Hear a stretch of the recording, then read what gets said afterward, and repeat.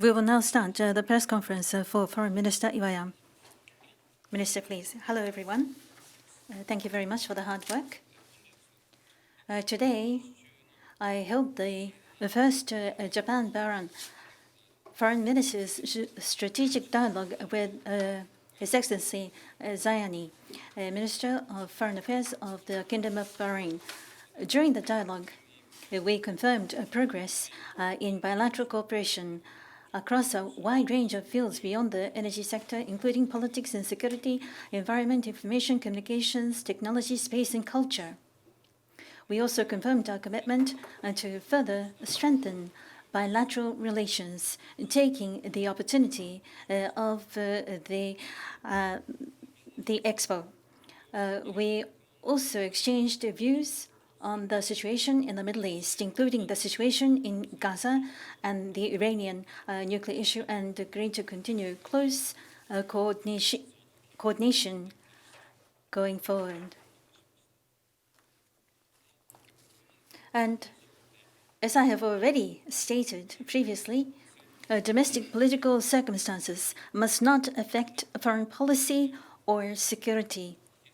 I will spare no effort to the very end to fulfill my responsibilities as the Minister for Foreign Affairs for Japan's diplomacy.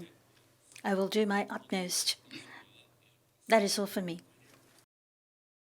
If you have a question, then please raise your hand, and if you are called upon, please proceed to the microphone. Ayuka-san, Kyodo News. Thank you. My name is Ayuka of Kyodo News. In your initial statement, and this is about the Foreign Minister's strategic dialogue with Bahrain, I have a question on the Gaza situation and the Iranian nuclear issue. What kind of views did you communicate to the Foreign Minister? Needless to say, on those topics, well, these are the topics we discussed with him. With regard to the Gaza situation, in today's ministerial strategic and dialogue, we expressed concern over further deterioration of the humanitarian situation, and we communicated our position that we are in favor of the two-state solution. And based on that, we are going to continue close collaboration with Bahrain. With regard to the deterioration of the situation in Gaza, we cannot ignore such a situation. And then with regard to the two-state solution, any actions that would deteriorate the foundation of the two-state solution should not be permitted. We communicate our position to this way through our dialogue. With regard to the the details, I would like to refrain from talking about the details. Similarly, with regard to the Iranian nuclear issue, we also exchanged the views. The Iranian nuclear issue, it should be solved through dialogue, and that importance was emphasized by our side. And as far as Japan is concerned, that we encourage Iran to early resumption of the negotiation with the U.S. and the resumption of full cooperation with IAEA. This is the message I delivered to Bahrain. And I understand Bahrain is also engaged in a series of efforts. I will not go into the details. However, going forward, we would like to continue necessary diplomatic efforts, including a collaboration with the government of Bahrain. Nikkei Baba-san, please. This is Baba of Nikkei. I have a question regarding the LDP leadership election and diplomacy. As mentioned, LDP is coordinating to hold a full-scale leadership election around October 4th. The Prime Minister will be selected after the subsequent nomination process. But given the LDP's minority status in both houses of Diet, LDP President is not guaranteed to become Prime Minister. What is the impact on diplomacy with this prolonged political vacuum when Prime Minister remains uncertain? We are beset with the challenges both domestically as well as globally. Therefore, there should be no delay in terms of diplomacy as well as security response. Now, Japan is now currently facing the most challenging as well as a complex security environment today. And therefore, we have to be proactive in terms of diplomacy and make sure that we call for coordination and cooperation in the international community. We hope that the new government will be established and stable diplomacy must be pursued. On my part, as long as I have this responsibility, I will continue to cooperate with allies as well as like-minded nations to strive for peace for Japan as well as stability of the region and free and open Indo-Pacific. I will do my utmost until the very second of my tenure. Yomiuri Shimbun, Uemura-san. Thank you, Uemura of Yomiuri Shimbun. Korean President Lee Jae-myung will celebrate 100 days on September 11th. How do you evaluate the President Lee's approach to Japan? After the resignation announcement by Prime Minister Ishiba, it is extremely important to maintain good relations with Korea without no reversal of the relations. How are you going to deal with the diplomatic relations in order to ensure or secure the smooth transition? Well, since the birth of Ishiba administration and also based on the previous cabinet's efforts, we have been continuing efforts to maintain the stable and good relations with Korea. And this June, the new government was born in Korea. In July, Foreign Minister Cho Hyun made a visit to Japan. And last month, for the very first time after the taking office, President Lee made a visit into Japan. There was a very fruitful summit meeting. I accompanied the meeting. I recognize the fruitfulness of the discussion. So in this way, there is a close communication between the two governments, and the favorable relationships have been maintained. These have to be appreciated. It is a desirable thing to take place. And yesterday, Defense Minister Nakatani and Defense Minister An had the Defense Ministerial meeting, to my knowledge.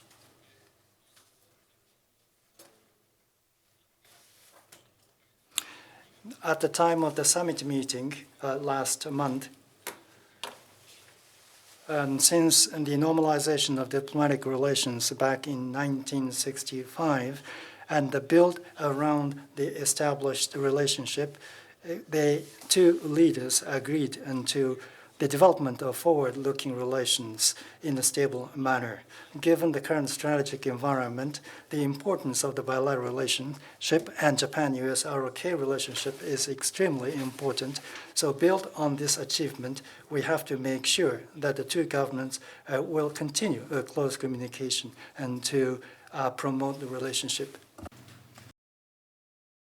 Chiba-san of Jiji Press. This is Chiba of Jiji Press. I have a question regarding the attendance at the UN General Assembly. In the morning meeting, you mentioned that you intend to participate with the Prime Minister. Do you intend to participate, and what is the schedule? And on the 22nd, the meetings for Palestine support is to be held. Will the Prime Minister be taking part and explain about Japan's stance on terms of recognition of the Palestinian state? Now, in terms of the UN General Assembly, this is a very important opportunity for diplomacy. Therefore, we have to do our utmost to deal with the opportunity.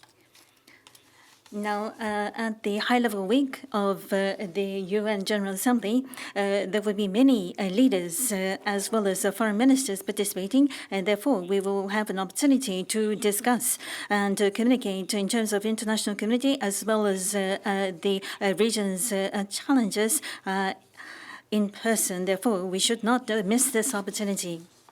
On my part, It is not being decided yet, but if all conditions make it possible, I am trying to coordinate my participation at the UN General Assembly. And this is also the same for Prime Minister Shiba. He is making coordination efforts to visit New York. Next question. Azhari-san, Pan Orient News. Thank you. My question is about the Middle East. Japan has called to disarm Hamas.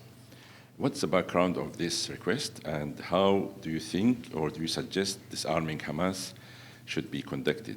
In the same time, Israel has been bombing Lebanon, Syria, and the West Bank and killing thousands of Palestinian children and babies. So, without any provocations, so do you think that Israel also should be disarmed? Thank you.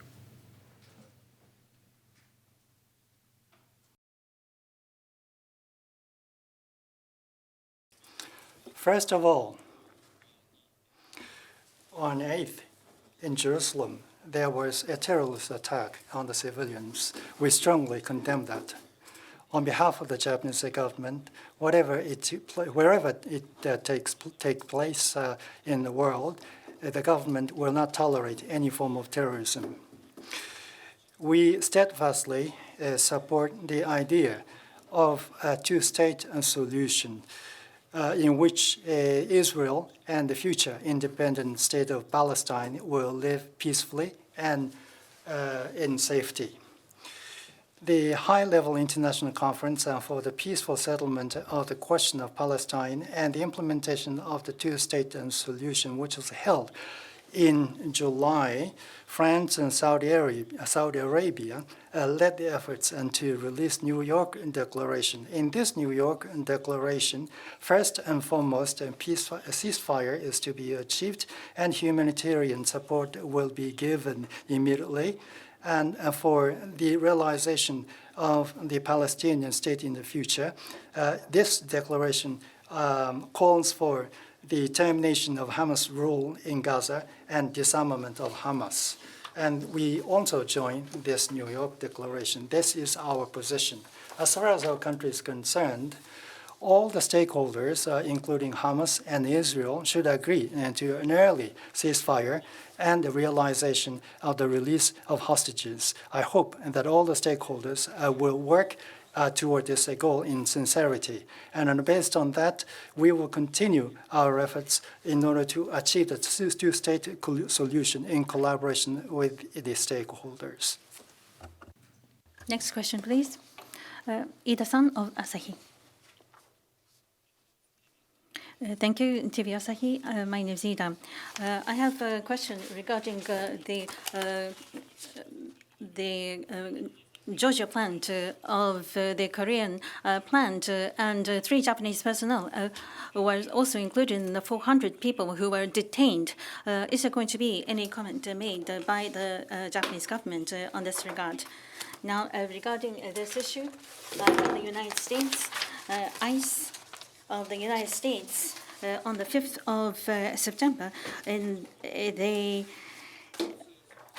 made an investigation of the Hyundai plant in the state of Georgia. 470 people were detained, out of which 3 were Japanese nationals. This is being confirmed. From the point of view of privacy protection, we cannot give you further details, so we will refrain from giving more details. On the part of the government, we will work through the Atlanta consulate to ask for the interview in person. And from the point of view of protecting Japanese nationals, we will continue to deal with this matter. IWJ Hamamoto-san. Thank you very much. My name is Hamamatsu, and I have a question about Japanese policy. And there's going to be the Indians' reaction and toward the U.S. policy, and then there's going to be a rapprochement of India with those 2 countries, and there seems to be the U.S. policy has backfired. And the situation is deteriorating. As a result, the Quad seems to be non-existent, and including in Japan, that Trump diplomacy seems to be awkward because putting too much pressure on the allies. And then there seems to be a statement that it is destroying the hegemony by itself. For example, Harvard University Jeffrey Sachs professor is also criticizing Trump policy. I would like to ask this question in connection with the Quad. Speaking of Quad, as you may know, there was the Quad Ministerial Conference was held in February and July, hosted by the United States foreign minister meetings. And then the importance of the collaboration of the allies and like-minded countries were reconfirmed. This basic concept or idea remains the same despite regardless of any member country. With regard to the bilateral security agreement with the United States, it remains a pillar of our policy or a keystone for maintaining peace and security in the Indo-Pacific region. And this kind of deterrence is going to be further strengthened in full collaboration with each other. And then it was also reconfirmed in the summit meeting with the United States most recently. With regard to the tariff negotiation between India and the United States, we are not in a position to make a comment on this. However, the relationship between the two countries on the economic relations and also the broader security arrangement. There seems to be some differences between the two areas. That's our understanding. Therefore, as far as the Quad is concerned, Quad is no more existing. If that is going to be the comment you have made, I do not subscribe to that view. And then in the latter half this year, there's going to be the summit meeting. On top of that, there's going to be the meeting to be arranged by Australia. And there's going to be the alignment of the policy across the member countries. And then Japan-India summit meeting, which I also attended, the two countries agreed. And their Prime Minister Modi expressed his desire to deepen further cooperation. So there is no change with regard to the policy pursuit by India. Uemura-san of Yomiuri. This is Uemura of Yomiuri. I would like to ask a question regarding the memorial service for the gold mines of Sado Island scheduled for the 13th this month. The ROK government has stated they will not participate. This will be the second consecutive year of non-participation. Given the gap in positions between the two sides regarding this matter, how will the Japanese government respond? As I have already mentioned today, Japan and Korea relations have been very favorable overall. Therefore, on the part of the government, regarding the Sado Gold Mines Memorial Service issue, we will work with the organizers of the memorial ceremony locally and continue to engage in close communication with the Republic of Korea government going forward. Therefore, it isn't as if there is conflict. We will continue, and we have continued close communication, and this is the result that we are at. That is how it should be considered. In order to have stable relations between Japan and ROK, we should continue respectful communication between the two countries. And that is the basic perspective upon which we will continue close communication with the Korean government? Sasayama-san, Asahi Shimbun. This is Sasayama of Asahi Shimbun. The statement to be delivered after on the 80th anniversary of the war. It has not been decided as the Prime Minister Ishiba, after the announcement of resignation, if it is going to be released. How are you going to evaluate such a statement? The basic position of Ishiba cabinet has been based on all the statements released by the successive cabinets, including the Prime Minister. Therefore, this position is continued to be succeeded. With regard to the content of the message on the occasion of the 80th anniversary, it has not been finalized yet, but as the Prime Minister responded in the press conferences and in the Diet, I do understand the Prime Minister will make an appropriate decision based on the past statements. Needless to say, emphasis should be placed on not receding the war memories and not repeating the war. I think these are the points that should be considered. It is going to be the historic opportunity on the 80th anniversary of the war. It is an important thing for the Prime Minister and to release an announcement statement as such. San, Kyoto. Thank you very much for this opportunity. I have two additional questions. DigiPress question raised the participation in the UN General Assembly participation. What about in the meeting for Palestine? Will the Japanese Prime Minister participate in this meeting to state Japan's view? And second point is regarding the three Japanese nationals that have been detained. Have they already met with the consul? And what about the Korean government? I understand that they are working government to government to have them return to Korea. What is the view of Japan? Now, regarding the Palestine meeting of the UN General Assembly, this is under coordination at the moment. Therefore, the Prime Minister and Foreign Minister's schedule will be coordinated in dealing with this matter. It has not been decided yet. But indeed, it is a very important meeting. Therefore, it is essential to show Japanese government's commitment. Now, regarding the Georgia issue that was raised earlier, the situation is still in a flux, so I cannot give you details yet.